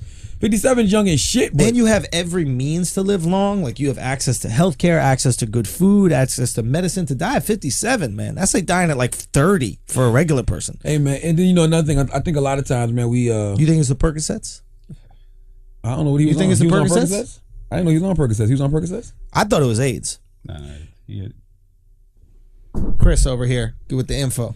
and this is just allegations in the paper, but a lot of people come forward and said he had a very, very serious prescription Percocet pill addiction? problem going back to like the early 80s. And see, that's what people don't realize. We don't know these people. Yeah. We don't know what these people are doing behind closed doors. Like, it's easy to say, yeah, he's got access to great food and whatever. We don't know what these guys are doing behind closed doors. We have no idea. None whatsoever. But when I heard that he died from the flu, I thought the same thing too. Like, come on, bro. You don't just die from the flu. People don't just die from the flu. But I mean, hey, people don't still die of AIDS no more either. One time for Irvin Magic Johnson. Nah, people die of AIDS, bro. One time for Charlie Sheen. Okay? Yeah. Them guys is Well, they holding don't got on. AIDS. What they got? They got HIV. Once it turns into AIDS, it's over, dude. Why the fuck? Well, that's why I don't think Prince had AIDS. Because there's no way Prince's HIV status would turn to AIDS. That's what I'm thinking. I think it did, and then that was my initial. I didn't realize the thing about the Percocets because I thought he didn't take pills at all. Because correct me if I'm wrong, Prince was he was Jehovah's Witness, and you can't do anything to your body or something like that. You can't have blood transfusions when you're Jehovah's. They had an article, and again, this is one person saying it, so Yeah. take it with however many grains of salt you want. He had a serious stage fright, which, if it's true, is interesting.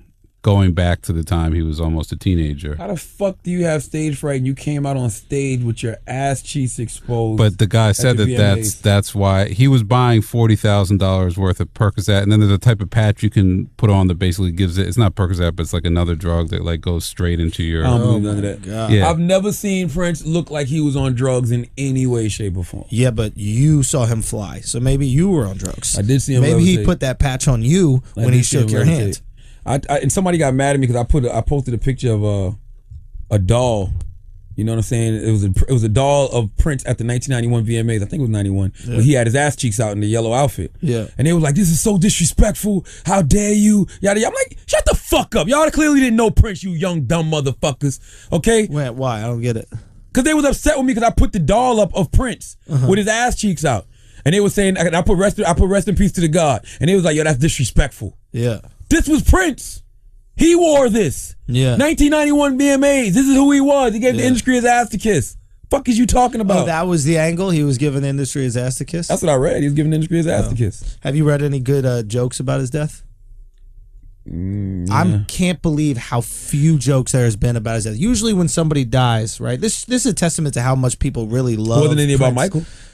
No, there was stuff about No, Michael. it wasn't. It wasn't jokes about Michael. There was a bunch of jokes about Nah, Michael. man. It's some people who are so universally loved that it's people are genuinely sad. Like, oh, Yeah, shit. but Michael had some pedophilia shit going on, so there's a little bit. No, and all of that ceased. Michael is the first person who made me say slander turns to sympathy when Once you you die. die. But it was only because it's Michael. People Sure. loved Michael Jackson. And by the way, I used to always say Prince could make the world stop. Michael made the world stop. Sure. Prince can't make the world stop. Sure. No. Michael was I more love powerful, Prince. and Michael was more beloved, and Michael's music was better. I would actually say I can't say that without. I can't say. I would that actually say it's confidently. unequivocally better. Nah, not Because we unequivocally. can name way more Michael songs than we can. The average person can name way more Michael songs than Prince songs. That's fine, but Prince's catalog is retarded. Yeah, but if nobody can name it, then maybe it's not that true. retarded. Mad people can. You know how many mention Prince albums he songs. put out? Prince? Yeah, Like 20 something. 39 albums. Yeah, it's like How many can you ridiculous. name? I don't know. Exactly. Now, But you Michael can't ask Jackson, me, though. we No, can no. name those You fucking albums. You can't name all Michael's albums. Then. Every single one? Yeah. All right, fine. Life and Times, Sean Carter. You got to stop talking just a time. All right. Life and Times, you, Sean you Carter, can't even name all Volume Michael's 1. albums. No, Bad. No, I can't name all that. Off the Wall, Bad, Thriller. And that's where it stops. No, what about the one? That's where it stops. Butterfly. I don't even know what album that was. That's what I'm saying. That's where it stops. Off the Wall, Thriller, and Bad. I don't know any more Michael Jackson albums, but he's had more. Okay, what albums can you name for Prince? Purple Rain, Okay. Diamonds and Pearls. Okay. That's what was with New Power Generation. All right. You know what else? That's it, really. But So boom. But I wasn't. I'm So not the Michael Prince. Jackson. We named 3, You could have named more. and then he named 2 But- out of the fucking 39. But this is the thing about Prince. There you go. This is the thing. He's Yeah. got 39. Who's talking albums. to talk now? Who's talking to talk now? But I never said what you said. Yes, you did. You disagreed. You said Michael's. Yes, I do disagree. I think Prince and Michael's music was just up here on the same level. Easily. Easily. What's his Thriller? Purple Rain? You think Purple Rain and Thriller on the same level? Absolutely. Really? Yes. Wow. Yes. Wow. Purple Rain is a movie. Huh? Purple Rain got turned into a movie that people love. That still plays all the time today. They re-released Purple Rain in theaters this weekend. Yeah. That's how big Purple Rain was. Get that money. Hey, man. Purple Rain, bro. I remember seeing that on VH1 like really late, and I remember not thinking it was that good. Purple Rain was good. Purple Rain was good for his time. I mean, listen, man. Michael Jackson. But it was more like a play off of the album, right? It wasn't like we're not looking at this as a real movie. We're looking at like, oh, what if we put Prince into a movie? Nah, it was based off Prince. It was based off Prince. It was shot in Minnesota. Was it shot in Minnesota? Yeah. He drowned Vanity in the waters of Lake Minnetonka. Or was it Sheila E? Which one was it? It was Vanity, right? Vanity. I mean, that's the other thing. Prince launched a lot of careers too. You got to realize that. Carmen Electra, Sheila E, Vanity, Mars Day and the Time. Michael never launched no careers, bro. What about Chris Tucker? Yo, Chris Tucker, bro. And Michael had a label. Janet wasn't on Michael's label. She wasn't? No, Michael had like who the fuck was Michael artist? It was these two rappers because one of them married to Reagan Gomez now. Oh shit, what the fuck was their name? I think Brownstone was like Michael's artist. Michael Jackson can't launch artists the same way that Michael Jordan can't coach a basketball team. You're so great. You don't know how to coach somebody that isn't that great. The best coaches are the people who can't do it themselves. Listen, I love Michael. Michael was an amazing entertainer. Mm-hmm. But Michael had writers. Michael had, people that produced his records for him. Mm-hmm. Prince did all of that himself from scratch. Well, not with Percocet. That's another thing. That is another. There's help. That's help there. Like Prince played 30 instruments. Prince wrote music. He's undeniably an incredible musician. I mean, he's a better wildly artist. respected. He's a better artist. He than can Michael play more Jackson. Instruments than Michael Jackson. I won't say artist. Absolutely, Michael's a great entertainer. So just because you could, but look, Greg can play more instruments than Michael Jackson. Does that mean he's a better artist? Yes. Wow, Greg, you're a better artist than Michael Jackson. Michael didn't play instruments. You're a better artist than What instruments did Michael play? His voice. He was an interpreter. His voice is an instrument. His voice is an One of the instrument. best, but he was an interpreter. Exactly. Your voice is an instrument. That's fine. But I'm talking about the doom, doom, doom, doom, doom, doom. Michael ain't better than the Roots when it comes to the instrument shit. And that's No, but we're not talking about being good at instruments. We're talking about being an artist. And I think you can be an artist with your voice. You don't consider your voice an instrument, I guess. I consider the voice an instrument. Prince is still a better artist.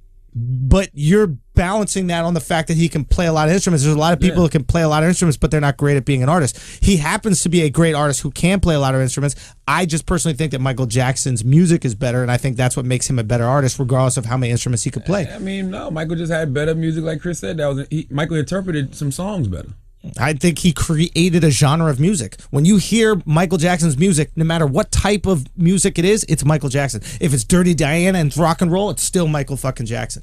If it's Pretty Young Thing and it's pop, it's still Michael Jackson. No. Regardless of what you put. It's not true. How you figure?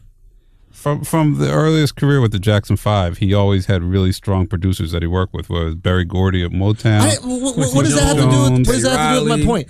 My point is, I don't think he had a when signature Michael sound. Jackson, absolutely, it's a Michael voice. Signature voice. He had a signature voice. Signature voice. And it was versatile, and it could go to different Dirty styles. Diana is a fucking rock song, but you know it's a Michael Jackson. He created a genre of music. He had the best voice of all time, arguably. No, he didn't have the best voice of all time. Michael Jackson. Michael Jackson. Have you heard Cardi B? Nah, you know why Michael had the best voice? Because people when people imitate it, like Chris Tucker, hey, Michael. Yeah. He had a signature voice. Signature sound? No. Signature sound. Signature voice? Absolutely. Absolutely. He put his spice on whatever the fuck he did, and it became a Michael Jackson thing. Now, if you want to do it, not only his voice, just the energy behind the music, the decisions he made behind the music. He wasn't just looking at lyrics and fucking reading them. He was involved in every step of the process. We can't take away his creativity by acting like he didn't say, no, that doesn't sound good. He was incredibly involved in all the production decisions, down from music to dancing. Everything he was involved in. I'm sure he was. Just because he didn't play every single music doesn't mean he can't go in there and go, this is good, this isn't good. I'm not taking anything away from Michael Jackson, but I can't take nothing away from Prince. Prince is incredible. Neither if am I. Michael's a 10, Prince is a 10 too. They just different levels of 10. They're the same, two different sides of the same coin. Look, this is just my opinion. I personally find Michael Jackson's music better. That's just me. That's just me. You can't tell me what I find better. I can't tell you what you find better. I don't think, but I'm saying I don't think either one of their music is better than the other. Like, yeah, that's why you think they're the same. Yeah, I just personally find more of Michael Jackson's music better. To me, he's the I think greatest you're more artist of all familiar time. with Michael Jackson. Absolutely. So that's what it is. I think you might be more familiar. Better is like, I don't know. Of the hits I know from the both of them, I tend to side with Michael's more. Well, you should have turned the radio on this weekend. It was You'd have crazy. been like, God damn. Did you see MTV's Little Fuck Up?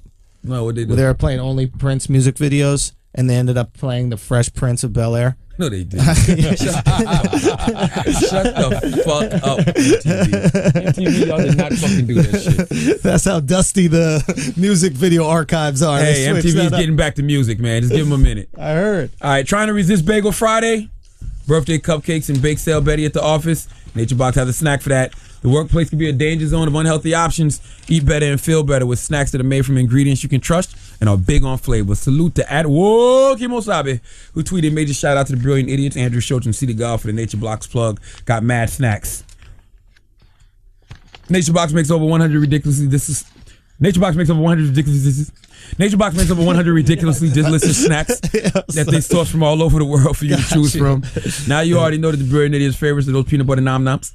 And that's those sriracha cashews, not to mention those salted caramel pretzel pops, okay? Nature Box makes it really easy to find the snacks you want without questioning what's in them. Plus, they're constantly adding new and interesting snacks for you to discover. Nature Box believes you shouldn't eat something you don't like. So if you try a snack you don't like, they'll replace it in your next box for free. Can't do that with your other snacks. Go to naturebox.com/idiots right now to get 50% off your first box of delicious and unique snacks without any of the junk. That's naturebox.com/idiots for 50% off your first box of the best tasting snacks in the world. Naturebox.com/idiots for 50% off now. All right, let's end this talking about lemonade. Yes. Did you see it all? I definitely saw it. I didn't realize what lemonade was going to be until 10 minutes till it came on, because Beyonce's done little things on HBO before, but they've been like real quick. Like, you know, it might have been on for like 5-10 minutes. But when I watched it, when I saw that it said on my schedule 9 to 10, I tweeted, I said, oh, Beyonce is about to give us her album. She's about to give us all the videos off her album, and then she's going to release the album at the end of the night. You could see the play. But the album's really good. And it's really good because watching Beyonce is dope, because we've all seen Beyonce from the beginning of her career. And I'm a Pinkett Smith, Winfrey Knows Carter. But it's interesting to watch Beyonce go from the pop artist, interpreter, maybe, even though she's always written a lot of her stuff. It's interesting to watch her go from that to being a wife and a mother, being crazy in love, drunk in love, you know, everything, the single lady, all my independent women, into the marriage, to now possibly going through some rocky roads in her marriage, but encouraging girls, listen, just because your man cheats on you, you don't give up on him, you stick it out. And I'm telling all you ladies out there right now, if Beyonce is your bar, if you want to be as strong as Beyonce is, then don't give up on your man when he cheats on you. Damn right. All right? Because you know damn well you ain't no Beyonce. You damn well, exactly. And if you hate when we say that, you hate when we say you ain't no Beyonce. Well, if you want to start being like Beyonce, it starts with being as strong as Beyonce. And if your man cheats on you, you forgive him. In fact, fellas, go out there and cheat on your girl. So you can treat her like Beyonce. Exactly. So she can, and so she can really enjoy the Lemonade album. Every girl deserves to be a Beyonce. So go out there and give some side chicks some dick so your girl can relate to Lemonade. Because right now she's struggling to relate to Lemonade. She's in love with this man who really loves her and really appreciates her. And that's not what Lemonade is about. She wants to feel that pain. Lemonade is about pain. Bitterness. Yes. What are lemons? Bitter. That's right. And what do you need to make lemonade? Some sugar. That's right. So go give some side bitch some sugar. That's right. So she could taste that lemonade. Test your relationship, man. You really want to enjoy Beyonce's album? Yeah. You really want to be able to look your man in the eye and be like, you motherfucker. Yeah. You know I give you life. You fuck up again, you gonna lose your wife. If you really want to be able to tweet that with pride, go let your man cheat on you. Go. And be as strong as Beyonce and stick it out. Yeah. If that's truly what happened. Wax told me a really interesting thing about cheating. This girl that was talking to him, or his, I don't even know, his girl. I don't even know if he is open about that. But anyway, she said, if you cheat on me, I'm not going to leave you. He's like, why? He goes, because why would I let some other girl fuck up my dick? What now? if you cheat on me, I'm not gonna leave you. Yeah. And he was like, why? Because why would I let some other bitch fuck up my dick? I enjoy this dick. This gives me joy. So I'm gonna let the next bitch take that from me? That's a weird punishment. Listen, I don't know if Jay-Z treated on Beyonce, but I do know that men make mistakes.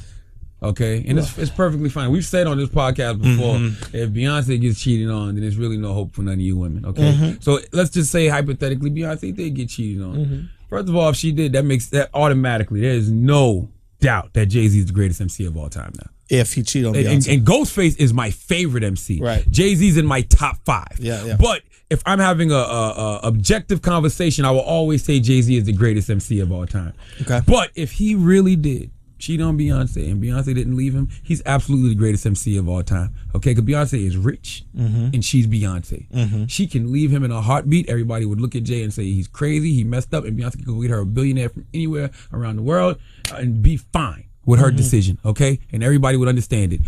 But Jay cheated on her allegedly and she didn't leave him. He's the greatest MC of all time. She'd have left Nas, bro. She'd have left Tupac. She'd have left any rapper you think is the GOAT. Yeah. She'd have left. Hov is the God MC. He's the greatest of all time, without a shadow of a doubt. Period.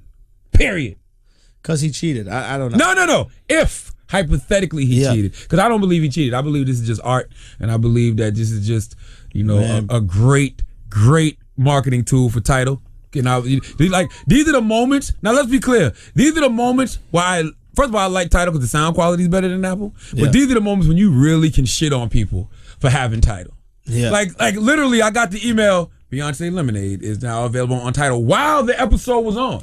So I posted on my gram like, yes, Beyonce on Lemonade on Tidal now. Yeah. So motherfuckers is upset because people love to shit on Tidal. You love to shit on your fellow black man's business, okay? That he was trying to sell to an Asian, but it's okay. We don't know if that's true or We not. do know it's true. I already told you it's true because I spoke to someone at Samsung. Shut the fuck up, Show. I spoke to someone at Samsung, bro. You're not the only one that knows things. You and I read the exact same internet. Yes. You're not the only one that knows things. Time so out. when I tell you Time I out. spoke to a person that works at Samsung and and Samsung balked to the deal because the numbers of Tidal are inflated, which they are, and they're currently in a lawsuit because of now. So if I tell you that I talked to somebody at Tidal and they say that was never true, we never tried to sell to Samsung. Of course they would say that because Samsung said no, so they deny that they were selling, so they don't look like they're selling out their people. Time out. Duh. So why do you believe your person at Samsung, but I can't believe my because person at Tidal? Samsung said no. Of course you believe the person that says no. Let's be clear about this. Of course. We believe what the fuck we want to believe. I got shot on the internet twice this weekend. I got pistol whipped on the internet twice this weekend. If you motherfuckers keep believing everything y'all hear on the internet, y'all is just some stupid motherfuckers. Yeah. And no disrespect to your guy at Samsung. Girl. But you can't discount my people at Tidal either. But you're only discounting them because you want to. You understand why someone at Tidal would say that they never planned on selling once Samsung said they weren't interested in the product. So let me, do you understand Okay, that? well, let me tell you this scenario. Just take that Absolutely. in. Let's go hypothetically, and then we'll do I'm not going to go hypothetical. No, hold on. Okay. Let's do hypothetical one scenario, then we'll do hypothetical the other. I don't have to do hypothetical. But let's just do it. Right? Let's just do it for fun, right? You have a business, right? Yes. You're potentially interested in selling, Yes. right? But you have to be careful on how you sell it because you've been pitching your business to black people based on this is us, this is what we doing, this is what we doing it for. Yeah. We're doing it for our people. Don't go listen to what these other people who aren't black say about our business. This is black owned business. Yeah. Then an Asian dude comes by and goes, yo, I want to buy that shit. That looks kind of hot. You go, okay, all right, that sounds good. Maybe we'll do that. The Asian guy goes, I want to see your numbers. The numbers don't match up. They don't make sense to buy. Yeah. Asian guy pulls out. Of course, if your Tidal, you would go, hypothetically speaking, you would go, well, we were never going to sell to them anyway. This is us. This is about us. This is black-owned business. Well, let's forget the hypothetical. That's hypothetical. Now we'll go with your hypothetical. This ain't hypothetical. Right. If the data story comes out, Tidal selling to Samsung, and I'm thinking just what you thinking, like, how the fuck Tidal gonna sell to Samsung? It's supposed to be the black-owned business. And I hit somebody and I go, what the fuck, y'all selling Tidal? And they go, no. Don't believe that shit. That's internet shit. The day of. Not after whatever Samsung turned on. The day of. I'm gonna go with my people at Tidal. But why? They're because I asked them day of. Is it Jay-Z? Don't matter who it is. All I'm saying is that person might not even be privy to that information. It don't matter who it is. Because my person at Samsung was in acquisitions. That's what she worked I'm gonna tell you this. Yeah. I'm gonna tell you this. And I found when I was in Silicon Valley, in Silicon Valley doing shows, and I'm talking to someone who came to the show at Samsung was in acquisitions. I'm gonna say this, and I'm gonna leave it at this. Okay, yeah. I know for a fact, without even knowing what your person's position is, Sure. that the person I asked position and title trumps hers, wherever she's at. Fair. That's it. Sure. So I'm just gonna go with my people and say it was never true. Okay, that's what you go with your people, and I'm gonna go with this girl who works in acquisitions, and she said they weren't interested in buying it. Yeah, and by the way, Title's suing the original company it bought it from. Title's not getting sued. They're suing the company that they bought Title from for inflating the numbers, because Jay-Z may feel like he may have overpaid them because they inflated the numbers to him, because he paid $50 million. That could also be. That's a fact. Yeah, I said that could also be it. No, that's a fact. Sure, that is also it. That's but that wasn't the lawsuit that I was discussing. What lawsuit are you referring to? The lawsuit I was discussing was, and I can look it up. The link. You're talking about what I'm talking about. No. I'm talking about the link that Tidal said that they were going to give exclusive content, like the what's it called album, like the Kanye album, and all of a sudden the Kanye album has popped up on Spotify and all these other things. So there's a but that's just like one. Let me just finish. So there is a lawsuit brought up against Tidal saying that they lied to get valuable user data, meaning emails and all these other things, and now that content is available on other sites. So they lied about exclusivity. So there is a lawsuit about that, which is separate to what you're saying. From some kid or somebody. Like it's some kid suing because he's upset. Either it was state run, but I can look in. Yeah, I thought it was just some kid. I mean, I don't know. I did see that, but I thought it was just some kid. But you can understand how that looks when Kanye tweets out, "My album will never be available on anything else, just That's Tidal," his dumbass. and then also pops up on Spotify. Well, no. If Tidal's representing it like that, and he is a part owner in Tidal, is he involved in Tidal in some way? If he is part owner, he is responsible for that. So you can't false advertise. Well, Kanye can't false advertise, because guess what Beyonce did? Beyonce's part owner in Tidal. Mm-hmm. That shit came out on Tidal for 24 hours. That shit's on iTunes now. Came out last iTunes at midnight, I think. So it's like, that's Kanye. Kanye said that shit trying to rebel against corporations again. But anyway, let's go back to Lemonade, because I think I saw Lemonade last night. First of all, it was dope. I just thought it's just fucking, I was blown away. Just the creativity of creating each one of the scenes, like all that cool water stuff. Like, I don't know, anybody who hasn't seen it, go check it out. And Beyonce's stunning, beautiful, amazing, all this stuff. I will say this. Beyonce, better than anybody else, knows how to galvanize women. She should be a fucking politician, bro. She is the best. She is, dude. It's like, what has she done, right? She's said, get the fucking man out of the house, fuck him, break up with him. She's done everything to men except get cheated on. And I literally think it came down to, all right, what hasn't happened to me just yet? Yeah. What strife have I not gone through just yet? Yeah. Drug addiction? Nah, that's not my thing. I'm not going to fuck with drug addiction.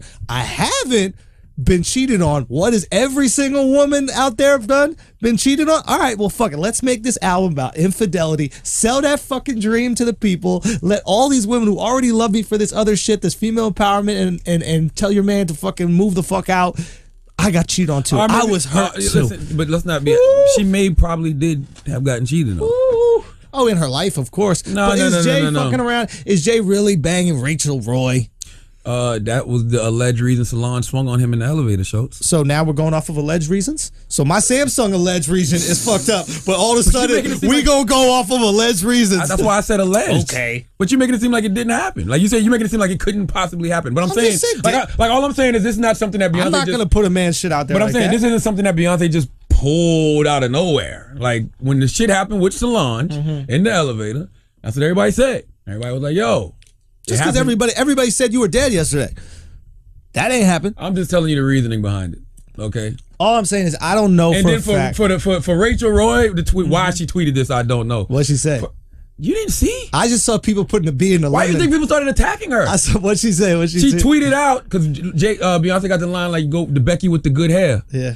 And so Rachel Roy tweeted out, "Good hair, don't care." No. Yeah, I don't do drama or some shit like that. No. Stop bullying. No. Shows don't never know the whole story. Yes. No. Yes. Everybody can put the pieces of the puzzle together because they have all the pieces. Show you need all the pieces. Well, did you see the hot sauce bat? I thought that was pretty cool. That was a Hillary Clinton endorsement. I told Crystal that Beyonce was going to endorse Hillary Clinton. That was a Hillary Clinton endorsement. So you think it was after a fact they filmed her with they did that whole scene with hot sauce on the bat? That shit was filmed weeks ago, months ago. I saw Michael Jordan's crying face on Birdman's face Friday on his like literally on his face, moving and talking with him. Yeah. They could have put the hot sauce on the back after Hillary this week. You believe anything, bro. They could have put the hot sauce. You believe no, literally they could have. anything you want to believe. No, I didn't say it's true. I don't believe that. I don't believe that was the Hillary Clinton government. But they could have put hot sauce on that shit on Thursday if they wanted to. I mean, the second it comes out, they could put it on. We already did all that, Chris. Yeah. No, the Pro Flowers. We did did Pro that. Flowers, yeah. Chris trying to get his money. We did that already. Look, there's I some thought breaking Lemonade news, was too. brilliant. I think Brilliant. she's fucking talented as hell. And I think there's this- like rock song. What is that? There's the one rock song on it that Which it one? sounds dope. I forget the exact name. I don't know. But I thought what was brilliant about this is the only way that you can get someone to listen to a whole album. Right now, it's just pick and choose, right? It's like we're in that candy store with all the buckets, and you're like, oh, let me get a handful of Sour Patch Kids, let me get a handful of gummy worms, a handful of chocolate pretzels, right? And that's what the singles are. But she found a way to get us to sit down, right, and watch, listen, whatever you call it, the entire album. The album is entire take through that whole experience. And kudos to her, man. She changed the market. Listen, the illest thing, well, Beyonce changed the market with her last album when she dropped it unexpectedly. Right. And she gave us all the videos. It was a visual album. And before with Beyonce in 2000, was it That was the 13 last when album. she, no, was it last? Yeah, Beyonce was the last album. The one I that think came, 2 albums ago she did the one with where she released the visual album as well. I don't remember. I know with the last album that she put out as a surprise that nobody knew about. Yeah. That was a visual album too. But what she did with this was so dope was she put it right under our nose. Like literally motherfuckers is like, when Beyonce album coming out? When Beyonce album coming out? Yeah. She said Lemonade, Saturday, HBO, 9 o'clock. Everybody like, what the fuck is this Lemonade shit? Well, she give us the album already. Stop playing with us. What is this Lemonade? What is this Lemonade? It's right there. Here. I gave you the album title and the release date, and nobody caught on. It was still a fucking surprise. Yo, you know who knew it was coming out? Who? Crystal. No, she did. I swear to God in my life. Crystal, this is 2 weeks ago at fucking Uncommon Sense, right? Bless you. Make sure everybody tunes in Fridays at 11, MTV2. But Uncommon Sense, like 2 weeks ago or something, that we're all just hanging out, and she was saying something like, oh, Beyonce just did the cover of Elle UK or Vanity Fair UK or Glamour UK. Like she did a bunch of album cover, not album covers, did magazine covers and bunch of, and she said, I remember specifically her going, she's releasing new music. It's coming soon. Yeah, but everybody knew that. Like that was like that. Like Crystal was saying that because the rumors already was out that she was dropping an album. People just didn't know when. Right. So when she saw the magazine cover, she was like, "Oh, it's coming. It's coming She's now. releasing new music soon, Yeah. whatever." But the fact that Beyonce, she is right there. Lemonade, 9 o'clock Saturday, and literally people were still saying, "Could you just give us the album already? What the fuck is this Lemonade shit? Why are you doing this to us, Beyonce? Yada yada yada." And boom, here you go. She's the illest, man. How do you think she's able to keep her shit a secret and everybody else's get leaked? By simply not telling anybody. But there's people involved, Charlamagne. Look, when you do a video shoot of that size, like you're doing sound stages, that means you have union workers there. You have, like, when you, all that shit when she's walking through, remember they had the monster truck on the cars and she's walking through and she smashed the security camera and she has the bat. That's done on a sound stage, I'm pretty sure in LA, right? Or in Queens, New York. But it's always. Put this out there. When you do soundstage, that's a union job. So not only is your team there, you got to pay the union guys to move some shit. You got to pay the union light guys. You got to pay. So these are people that you can't control. They're not under your dollar. But even when it's not, sound stages, you always hear rumors. You'll hear things like Beyonce was in such and such place shooting a video, or like you hear a little thing. Beyonce was in such and such place shooting a video. Like you hear little rumors. So but you heard these coming out. You're saying, in the last couple months, you heard these rumors. I heard nothing. I didn't hear anybody tweet about anything. No pictures. I mean, they're not heavy, but it's like, Beyonce's shooting a video, and she probably is doing it on sound stages. Plus, she got Parkwood. I think Parkwood is like her production company or something. And she probably got her own little in-house crew that does these things. Musically, you're not gonna leak shit. You know what I'm saying? There's been artists who said, yeah, I was working on Beyonce, I did this and that. But you're not going to leak shit because, number one, you don't want to risk your future opportunities of working with Beyonce. Or anybody. Yeah, but really Beyonce, because that's cake. Beyonce going to sell, you going to eat. So you're not going to risk that shit. I heard a cool thing about Beyonce. I was talking to Whitney. Whitney Cummings. She's done a bunch of shows, TV shows, and comedian. And she's friends with Sia. And she said Sia has worked with Beyonce a lot in terms of like writing and stuff. And what a lot of people don't know about Beyonce is she's actually like a brilliant writer. Like everybody says, everybody else writes her stuff. And apparently what Sia told her was that no, Beyonce writes. She's a brilliant composer. Like, she is amazingly talented musically and writing wise. So yeah, I told my girl this weekend, I told my wife that Beyonce don't write shit because I didn't want her to get no ideas about this whole cheating thing. I was like, she's just, oh, that's not her. She just interpreting like, yeah, men don't cheat. It's true, we don't cheat. We philander. So go ahead. You said see it. But no, that's just basically what she said. It was new information for me because the knock was, you hear some Beyonce songs and Who Run the World Girls, and then people put these memes out like, look at how, writing songs is this or that. I don't know. Basically, my point is, I think Beyonce was kind of being knocked as having a team write all of her music instead of her actually being involved in the process. Just because you have a team of maybe 15, 10 fucking people doing it doesn't mean that you're not intimately involved in the process. Just like Michael Jackson. Yeah, maybe he had writers there, but Michael is there for his sound and putting out what he wants to put out. We don't even appreciate Beyonce, bro.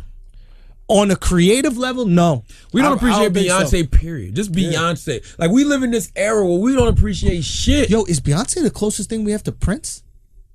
In terms of, you don't hear them talk, you don't see them in interviews, you don't see pictures. Whenever you do see her, she's set up immaculately, perfectly. When are you even having conversations with Beyonce? Beyonce has her own planet. I always say that it's certain artists who have their own planet. Is that planet near planet Prince is what I'm trying to say. I really feel like, even though it's a generational thing, all these people's planets are in the same solar system. Like, you just have certain people who transcend everything.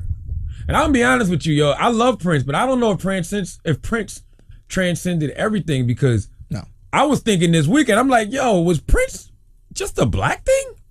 Because I heard it was some white dudes at the radio station, and they was trying to figure out why Prince was a big deal. Musicology, that's another Prince album, right? Yeah. And these were older white people. They were like, I get it with David Bowie, but why? Why are all these people saying Prince was an inspiration? No. What? Prince, as someone who was there, in 80, let's say 84, 85, Prince was a huge crossover. Damn, yo, he hit the Bernie Sanders huge. So why wasn't crossover radio playing his shit a lot this weekend? It was all the urban stations showing Prince mad love. Z100 wasn't really playing a lot of shit. Because these kids don't listen to it. KTU might have played more. I'm surprised to hear that. I didn't know that. KTU might have played more because they're a dance station. I think if it's an older channel, they'll play it. Younger channel. 1999. Power showed more love than anybody. Power's older. I thought Power's 1834. 1834. Exactly. But Z100's probably 12 to 18. Z's 1834 too. I thought Z was young. And BLS is 2554. They say BLS wasn't even going crazy that much this weekend. I don't know. I'm just saying, like, I felt like it feels to me like Prince should have got a lot more love. Michael was more universal. That's what I'm saying. To me, Prince should have stopped the world. Nah, because the world stopped from Michael because Michael was all over the world, and I think with Prince it just wasn't there. It was more niche. I'm sure Prince was international. He was definitely international. Oh, he was absolutely international, but I don't think he was as big as Michael. Man. Stopped the world. No, I don't know, man. Michael is rice. Prince is kale. No, Prince. Do you know what I mean? Kale's dope, and people fuck with kale, but it's not rice. I think Beyonce will stop the world though. In this era, because you gotta think Beyonce came up in this social media era. Like, this is her era. Beyonce would stop the world if, God forbid, anything. Let's not like even put that out there. I'm not even putting that out there. But I'm not putting that out there. That is a interesting one right there. Beyonce. That's why when you say Beyonce the closest to Prince, I'm like, bro, Beyonce is the closest to Michael. So you think Beyonce's surpassed Prince? I don't like to say surpass. Like, you can't surpass iconic, legendary figures like Prince. Like, Prince is a god. Like, he's solidified already. Okay. Like Steph Curry won't surpass Michael Jordan. He won't surpass Magic Johnson. Yes, he can. But he'll be in that solar system. No, he can surpass. They just announced that he tore his ACL and then they took it back down again. But that's a developing thing on Twitter right now. He tore his ACL?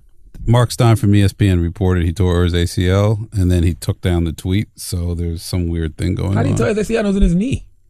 That's your knee. Well, he had a bad spill. ACL's in your knee? Yeah, he had a bad spill yesterday. Fuck, man, that'd be I don't know if it's fucked up. true. That'd be so sad. Here's the thing that I heard. I was talking to my boy John, and he said that injuries travel up, right? Yeah. So a lot of cats back in the day had ankle injuries, right? And what they tried to do is make their ankle better by wrapping their ankle super tight and then they would blow out their knees because the joints in your leg work, they work with each other. So if this joint isn't bending, now you got all the pressure on this knee joint right here. And that's why there's these low top basketball sneakers you see right now. Kobe got the low tops, and a lot of these guys in the league wear low tops, is because you want more flexibility in the ankle and the knee. So what happened with Steph is earlier this series, he busts his ankle, comes back to play. They probably wrap the fuck out of that ankle. All of a sudden he goes to fall. When he would turn his ankle, that thing travels up to the knee. Boom. I don't know if it's ACL, but I prayed Steph don't have a 20 ACL. But no, I understand what you're saying. Like if Steph wins, Steph goes 7-0 in NBA Finals, wins 5 MVPs. Yeah, his stats are there. But I can't say he's better. I think in sports, for me, I would sports you cannot music. Music is harder. Music is harder. But I think in sports we have numbers. We have concrete evidence. Yeah. It's like music is a feeling, dog. There's somebody out there who Mac Miller is the greatest musician that's ever existed to them. I think when it comes to music greatness, like a Prince, like a Beyonce, or like a Michael Jackson, it's how many people feel that they're the greatest musician. Because the reason I say that, I think Michael Jordan's the best ever, best I've ever seen. But then me too. I can't say Michael's better than Magic. You can. I don't know, You bro. can. Magic was 6'9", 6 point guard, revolutionized the position. 6 rings, though. But Magic went to 9. 6 rings. Magic went to 9 of them and got 5. 6 rings, dog. Magic went to 9. Okay, so by that, undefeated. By that, Bill Russell's the greatest of all time then. Yeah, you could argue that. Why? Because he got 13 rings? No. You could argue that he's the greatest. I think. Is Robert Horry as good as Michael Jordan? Here's my point. I think Robert Horry got 6 rings. Well, it has to do with your position on the team, right? Like the team doctor for the fucking Los Angeles Lakers, who got like 15 fucking rings. Okay. He's not going to be the greatest player of all time. And Robert Horry, you could maybe argue that Horry's the most clutch player of all time. That'd be an interesting argument. I mean, his fucking shots that he's hit at the end of games are crazy. But in terms of being the number one option on your team, like a Russell or like Magic or Jordan. Yeah. I don't think it's deniable that Russell is the greatest winner of all time.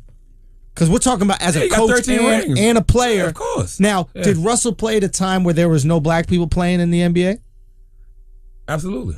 Well, then we got to address how, you know what I'm saying? If he's the only black dude playing in the NBA, it's like, it's just hard. All right, bro, of course you got 13 rings. It's just hard for me because Magic Johnson played how many years? 14? 14, 15? Something like that?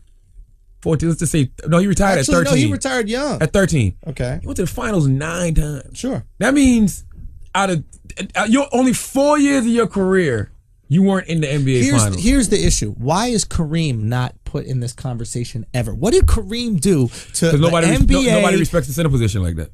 That's all it is. Bill Russell, son. Bill Russell's a center. People don't look at the center position as a skill position. Bill Russell's put up there because Kareem got 6, right? Kareem got 6. He played until he's fucking, 39 years old. He's the leader in scoring in the NBA. I mean, this guy's...